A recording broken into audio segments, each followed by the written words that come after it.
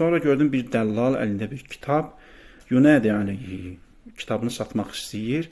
Fəaradahu aleyyə, kitabı mənə təqdim elədi. Fəradattuhu radda mutəbərrim. Mən çox acıqlı şəkildə, narahat halda kitabı rədd elədim, geri çevirdim. Niyə? Çünki mən artıq fikirləşmişdim ki, artıq mən bu elmi başa düşməyəcəm, bu məsələni başa düşməyəcəm.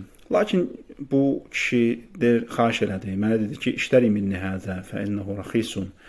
Dedi ki, al bu kitabı məndən, çünki bu kitab ucuzdur və mən bunu sənə 3 dirhəmə sataram. Və sahibuhu muhtacun ilə səmənihi və mənim də pula ehtiyacım var. Mən aldım kitabı, sonra gördüm ki, fəhizə huvə kitabun Əbi Nasr Əl-Farabi. Bu Farabinin kitabıdır fi əğradi kitab məbə'də tabi'a.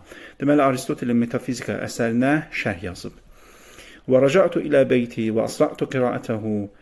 Mən tələsdim və tez getdim və kitabı oxudum. Fənfətəhə əleyyə fil vaxti əğradu zəlikəl kitab. Ondan sonra deyək, kitabın bütün mətləbləri, yəni Aristotelin demək istədikləri hər şey mənim üçün aydın oldu bu kitabın vasitəsilə.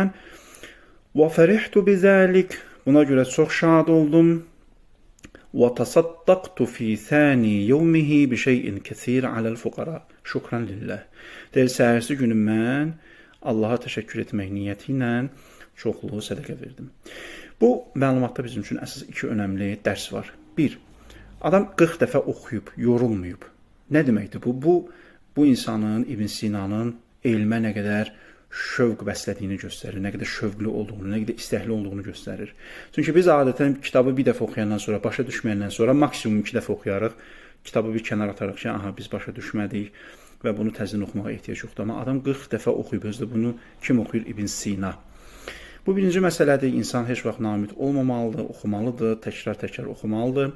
İkinci məsələ budur ki, adam neynir? Kitabı başa düşəndən sonra Allaha şükür etmək, təşəkkür etmək məqsədi ilə çoxlu sədəqə verir.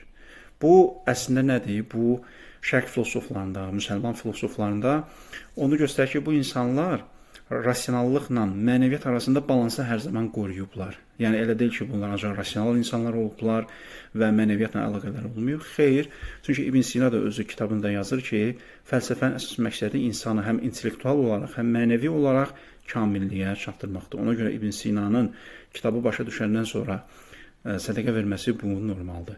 Bu həm də İbn Sinanı ateist hesab edənlərə, dinsiz hesab edənlərə də bir yaxşı cavabdır ki, İbn Sina nə olub, dindar olub və adam kitabı başa düşdüyünə görə Allaha təşəkkür etmək məqsədi ilə sədəqə veribdir. Bu məlumat